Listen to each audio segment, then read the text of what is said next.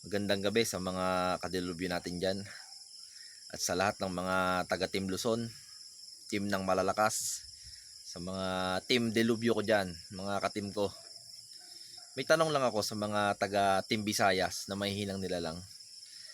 Paano nyo nasabi na yung mga taga dito sa Team Luzon ay mahihinang nila lang? Sino bang pinagmamalaki nyo sa akin? Yung 5 bugok nyo na pambato? Ha? Pinagmamalaki nyo sa akin?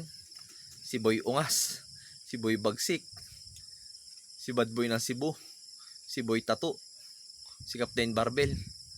Putang ina, yun ba? Sila ba yung pinagmamalaki nyo kay El Dilubyo?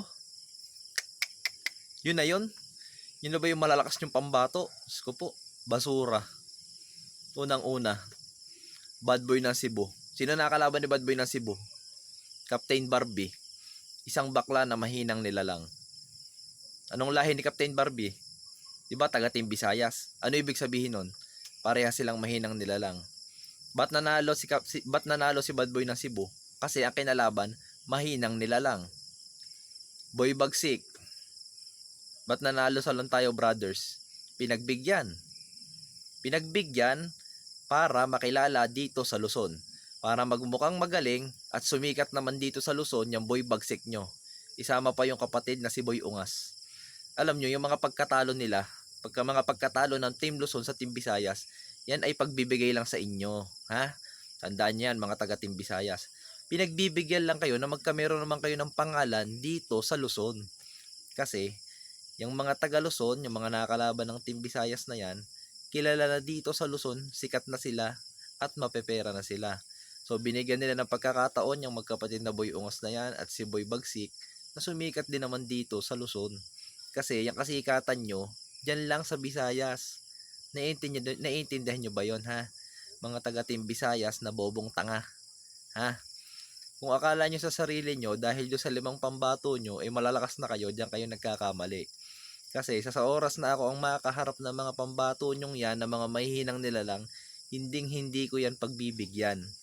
Gaya nga ng sinabi ko, dudurugin ko at buburahin ko isa-isa ang pangalan nyo sa Battle of YouTubers para hindi na kayo makapagyabang. Kasi kayong mga nasa Team Visayas, masyado nang lumalaki ang ulo nyo. Kala nyo siguro kayo na ang napakalakas dito sa buong Pilipinas, ha? Huwag nyong kakalimutan na ang totoong malalakas na nilalang ay nandito sa Team Luzon. At syempre, ako ang hari ng Team Luzon, ako ang pinakamalakas, at ako syempre ang bubura dyan sa mga pambato nyong wala namang kakwenta-kwenta. Nagets nyo? Ha?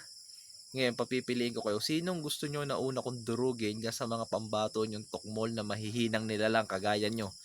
Lahat kayo dyan sa Team Visayas, magsama-sama na kayo, mga wala kayong kwenta, mga mahihina kayong nilalang, mga bobong tanga kayo. Ha? Nagets nyo? Lagi nyo kung inaangasan sasabihin yung mahihina mga taga Team Luzon. Diyos ko po. Hindi pa lang kayo nakakaranas ng tunay na sapak at tunay na suntok. Ha? Ako ang harapin nyo. Dali, try lang natin. Kahit sino dyan sa 5 yung pambato. Boss MG, pagbigyan mo lang ako kahit sino sa mga to. Hindi kayo aatrasan.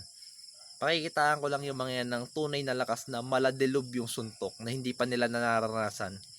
At sisiguraduhin ko na mabubura yung pangalan ng mga yan dito sa BOTY. At madadala na silang bumalik dito sa Luzon dahil kay El Dilubyo. Ano? Hihintayin ko kayo, ha? Magkita-kita na lang tayo sa BOTY. Titirisin ko kayo isa-isa. Utang ina nyo.